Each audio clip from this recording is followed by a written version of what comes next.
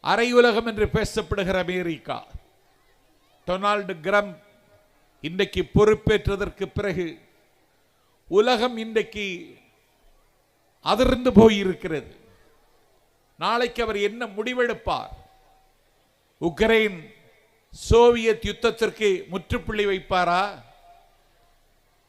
இன்றைக்கு பலஸ்தீனத்தை சூறையாடுகிற இஸ்ரேலை கட்டுப்படுத்துவதற்கு அவர் ஆணை பிறப்பிப்பாரா?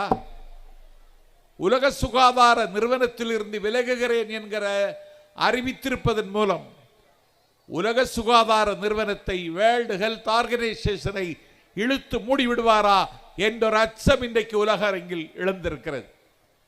ஆகவே சட்டாம்பிள்ளைத்தனமாக இருக்கிற அமெரிக்க ஏகாதிபத்தியத்தினுடைய அதிபர் பில் கிளின்டன், அவருடைய மனைவி ஹிலாரி இருவரும் ஒரு காரில் பயணிக்கிறார்கள்.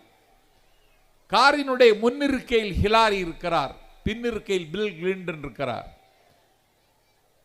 காருக்கு பெட்ரோல் எரிபொருள் தீர்ந்து விட்டது. ஒரு பெட்ரோல் பங்கில் வந்து கார் நிற்கிறது. முன்னிருக்கையில் உட்கார்ந்திருக்கிற ஹிலாரியை பெட்ரோல் நிரப்புகிறவன் பார்க்கிறான். அவனுடைய வகுப்பில் படித்தவள் ஹிலாரி. அவன் அந்த கண்ணாடியை தட்டினான். ஹிலாரி கண்ணாடியை இறக்கி கொடுத்தாள். அப்பொழுது அவன் கேட்டான், "How are you, ஹிலாரி?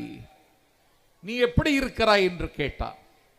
அவள் சொன்னாள், "I am fine" என்று புன்னகையோடு பதில் சொன்னாள். "நீ எப்படி இருக்கிறாய்?" என்று கேட்டாள். "நானும் நன்றாக இருக்கிறேன்" என்றாள். அவள் புன்னகையோடு பதில் சொன்னதும் அதை பார்த்து கொண்டிருந்த அமெரிக்காவின் அதிபர் கிளின்டனுக்கு கிளி பிடித்து விட்டது. பெட்ரோல் நிரப்பப்பட்டு கார் புறப்பட்டு போகிறது. கிளின்டன் ஒரு விதமான ஆற்றாமையில் கேட்டான் ஹிலாரியிடத்தில், "ஹிலாரி, பெட்ரோல் நிரப்புகிற ஊழியன் உன்னை பெயர் சொல்லி அழைத்தான், உன்னிடத்தில் நலம் விசாரித்தான். நீ அவனுக்கு குளிர்ந்த முகத்தோடு பதில் சொன்னாய். அவனை உனக்கு தெரியுமா என்று கேட்டான். அப்பொழுது ஹிலாரி சொன்னாள், "தெரியுமாவா? என் வகுப்பு தோழன், என்னை விட நன்றாக படிப்பான், என்னிடத்தில் பாசம் காட்டினான். காலம் போட்ட கோலம், கடவுளின் விளையாட்டு. அவன் ஒரு பெட்ரோல் பங்கில் வேலை பார்க்கிறான். நான் அமெரிக்க அதிபரின் வெள்ளை மாளிகையில் உங்கள் மஞ்சத்தில் இருக்கிறேன்.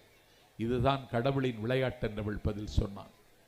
உடனே கிளின்டன் சொன்னான், "நன்றாக படிப்பான், நன்றாக பாசம் காட்டினான் என்று சொன்னாயே, உங்கள் படிப்பும் பாசமும் உங்களை காதலில் கொண்டு விட்டிருந்தால் நீ அவனைத்தான் கல்யாணம் செய்திருப்பாய். உன் நிலைமை என்ன ஆகி